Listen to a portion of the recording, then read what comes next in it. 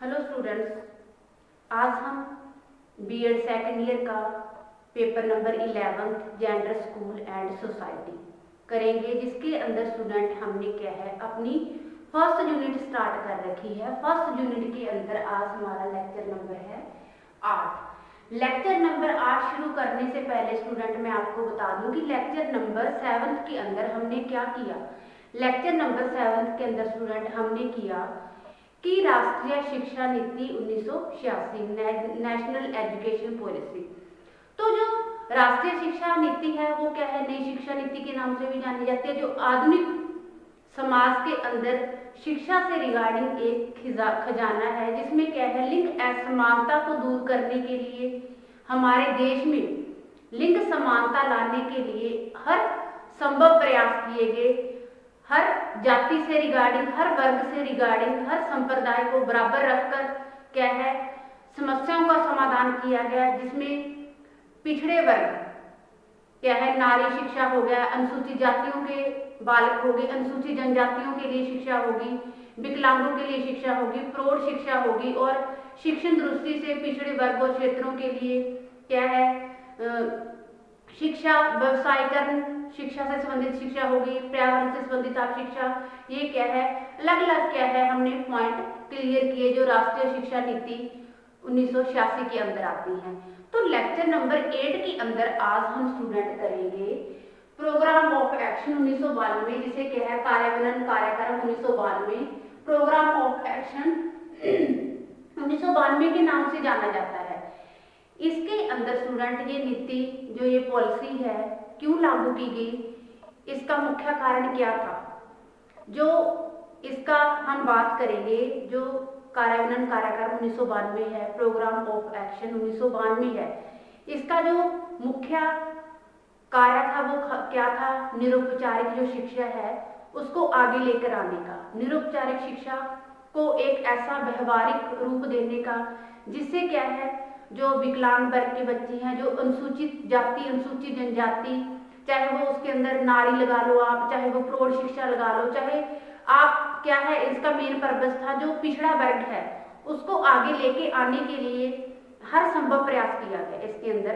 तो जैसे क्या है विभिन्न समुदायों के वर्ग आ गए, जिसके अंदर मैंने अभी बात की अनुसूचित जाति, अनुसूचित जनजातियां, महिलाएं, जैसे महिलाओं के लिए नारी शिक्षा के लिए स्पेशल महिलाएं अध्यापकों की भी क्या है नियुक्ति की गई, और उनकी महिलाओं को नियुक्त करने के लिए पहले उन्हें क्या है पहले ट्रेनिंग देने के लिए क्या है हर संभव प्रयास किए गए। फिर एक संस्था का, एक शिक्षा विद्यालय का दूसरे विद्यालयों के साथ जुड़ना, जिसे हम संयोजन भी बोल सकते हैं। हर क्या है अलग अलग जैसे DIET, NCERT आप लगा लो, क्या है इनका अलग अलग जो संस्थाएं हैं हर संभव इनके साथ जुड़ने का हर संभव प्रयास किया गया। तो स्टूडेंट आज हम बात करते हैं इसी के ऊपर जो कि प्रोग्राम ऑफ एक्शन है 1992 की, इसके अंदर क्या क्या कार्य किए गए निरौपचारिक शिक्षा को बढ़ावा देने के लिए। स्टूडेंट इसको भी मैं क्या है आपको 1 by 1 समझाऊंगी। तो इसके अंदर स्टूडेंट मेरा फर्स्ट पॉइंट है कि निरौपचारिक शिक्षा केंद्रों की स्थापना।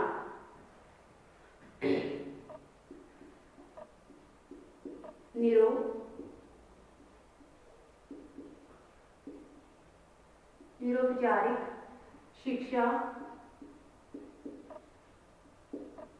केंद्रों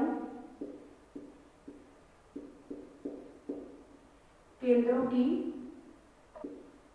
स्थापना।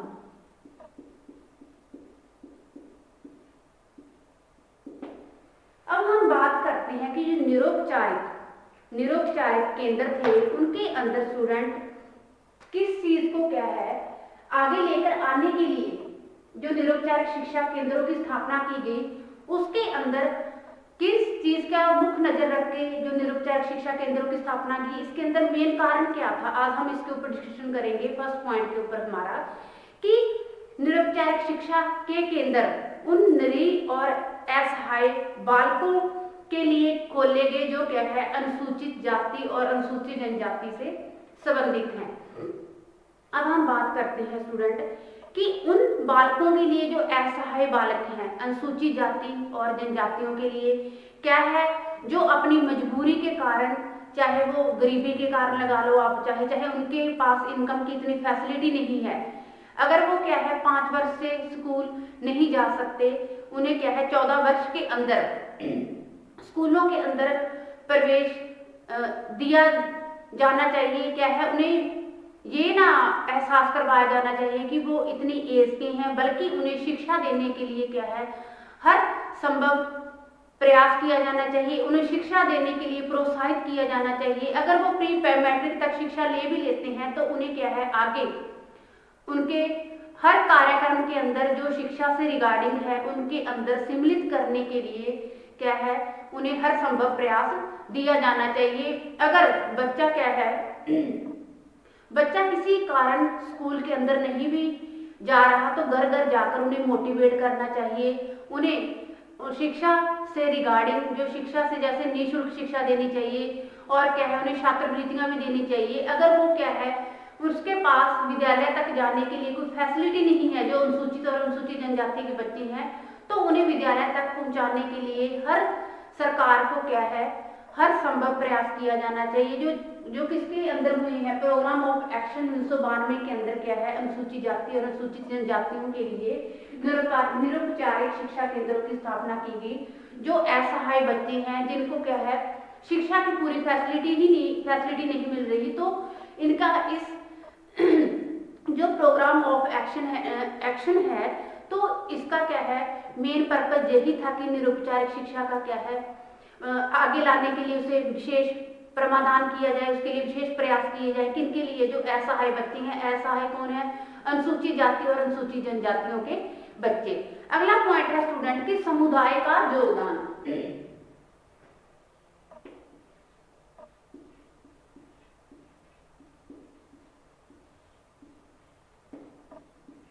समुदाय का योगदान। अब समुदाय का योगदान कैसे स्टूडेंट, हम इसके ऊपर डिस्कशन करने जा रहे हैं कि ऐसे केंद्रों की स्थापना के लिए आर्थिक सहायता और निरीक्षण हेतु समुदाय से सहायता ली जानी चाहिए। कि ऐसे केंद्रों की अगर स्थापना की जा रही है तो केंद्रों की स्थापना के लिए क्या है उनके निरीक्षण के लिए क्या है समुदाय की सहायता ली जानी चाहिए।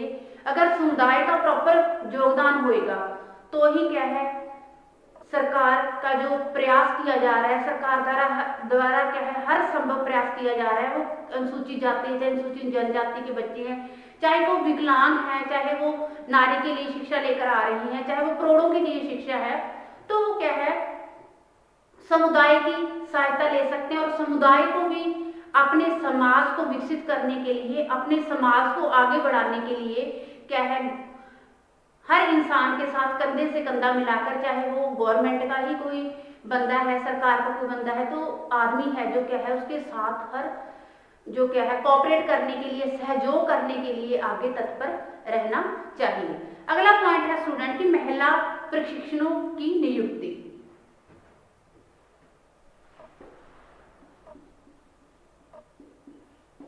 महिला प्रशिक्षकों, जैसे पॉइंट ही स्टूडेंट क्लियर कर रहा है कि वो नियुक्ति कैसे,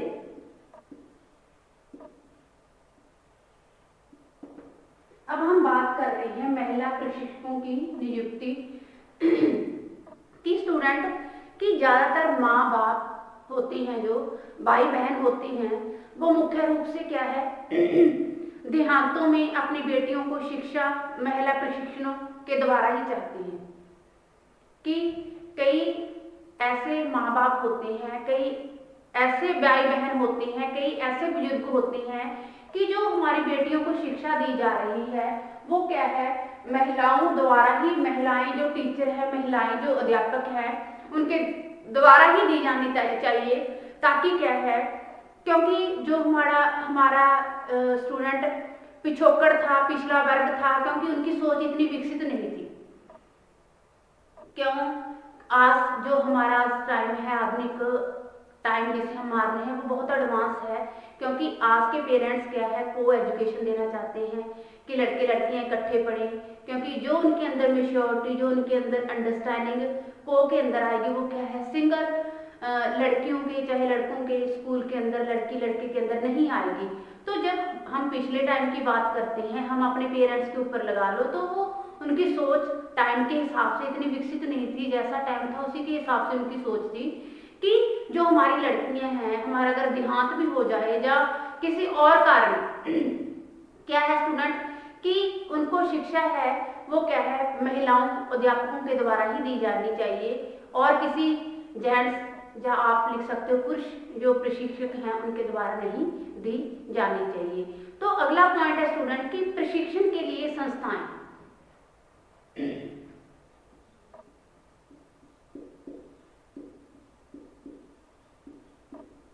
प्रशिक्षण के लिए संस्थाएं।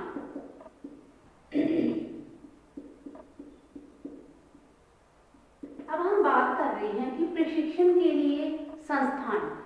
प्रशिक्षण के लिए संस्थाएं कैसे स्टूडेंट कि यह भी सुनिश्चित किया गया है कि कुछ संस्थाएं कौन कौन सी हैं स्टूडेंट, जैसे DIET प्लस NCERT आदि संस्थाओं का भी क्या है प्रशिक्षण का कार्यभार संभाले। कि ऐसी संस्थाएं भी होनी चाहिए जो क्या है अध्यापकों को ट्रेनिंग देने के लिए, अध्यापकों को हर कार्य के प्रति जागरूक करवाने के लिए उन्हें ट्रेनिंग दें। ऐसी संस्थाओं के साथ भी हर क्या है अध्यापक, चाहे वो महिला है चाहे वो पुरुष है, उनके साथ जोड़ने का हर संभव प्रयास करना चाहिए। अगला पॉइंट है स्टूडेंट की संयोजन। फिफ्थ पॉइंट है स्टूडेंट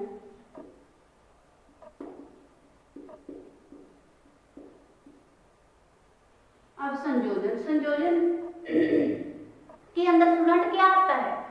संयोजन के अंदर देखिए कि निरौपचारिक शिक्षा की मुक्त विद्यालयों के साथ संयोजन की व्यवस्था की जानी चाहिए।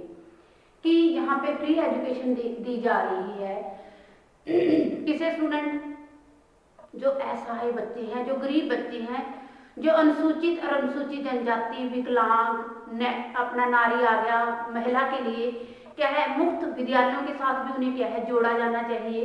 कि बात कर रहे हैं हम कि इसके साथ साथ निरौपचारिक शैक्षिक कार्यक्रमों को सार्वजनिक पुस्तकालयों से जोड़ने की बात भी की गई है। अब जो पुस्तकालय है यहाँ पे क्या है बच्चा अपना टाइम देकर अधिक से अधिक नॉलेज जो ज्ञान है उसे अगेन कर सकता है, प्राप्त कर सकता है। तो ऐसे भी विद्यालय होने चाहिए, ऐसी फैसिलिटियां बच्चों को प्रोवाइड करवानी चाहिए ताकि बच्चा वहां बैठकर क्या है जो एक विद्यालय दूसरे विद्यालय से जुड़ा हुआ है क्या है मुफ्त फ्री में कोई फीस चार्ज ना लिए बिना क्या है बच्चे को जोड़ने के लिए एक विद्यालय से दूसरे विद्यालय के लिए, कि वो लाइब्रेरी लगा लो, कोई कार्यक्रम लगा लो कि एक जगह से दूसरी जगह जाकर उनके साथ जुड़ सके और जो क्या है अपना सामूहिक समाज के अंदर उनके और रिलेशन बने और क्या है वो अच्छे से अपना योगदान भी दे और जितना हो सके अपने एक अच्छे रिलेशन भी बना पाए। अगला पॉइंट है स्टूडेंट विविध कोर्सों की व्यवस्था। सिक्स्थ पॉइंट है स्टूडेंट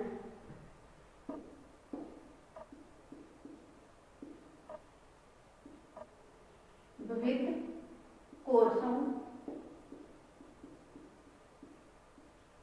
की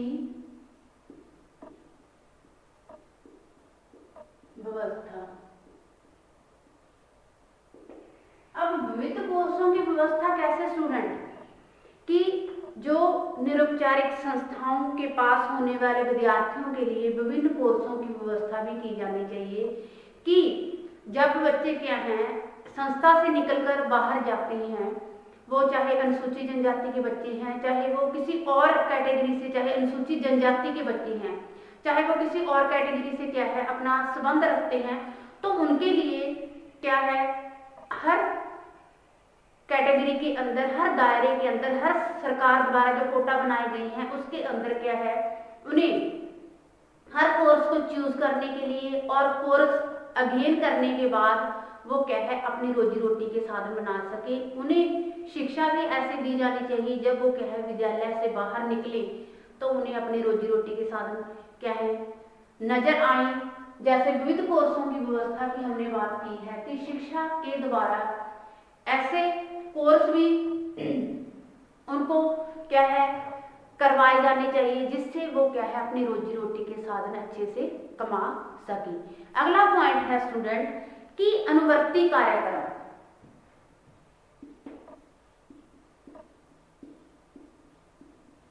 अनुवर्ती कार्यक्रम, अब अनुवर्ती कार्यक्रम कैसे स्टूडेंट देखिए ध्यान से कि साक्षरता अभियान के जिला अनुवर्ती कार्यक्रमों में 9 से 14 वर्ष की आयु वाले विद्यार्थियों को समूह के लिए आरंभ किया जाएगा। साक्षरता के उपरांत ऐसे विद्यार्थियों को अनुवर्त शिक्षा के अंतर्गत आगे पढ़ने के लिए प्रोत्साहित किया जाएगा।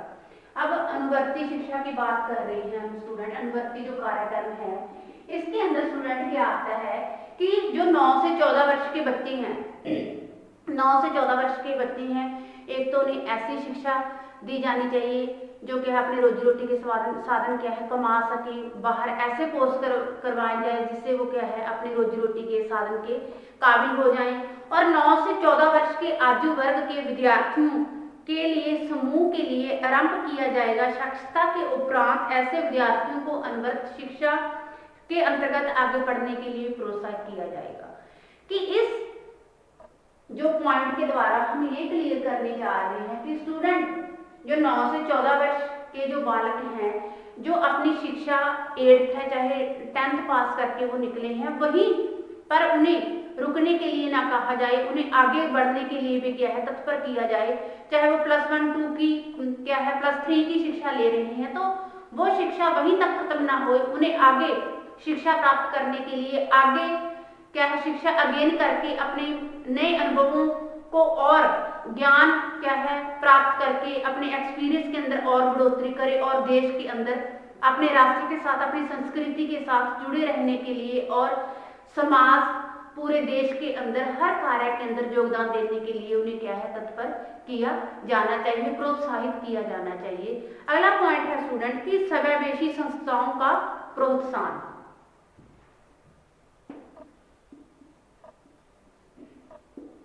समावेशी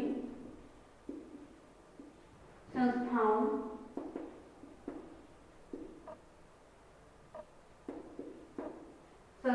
का प्रोत्साहन।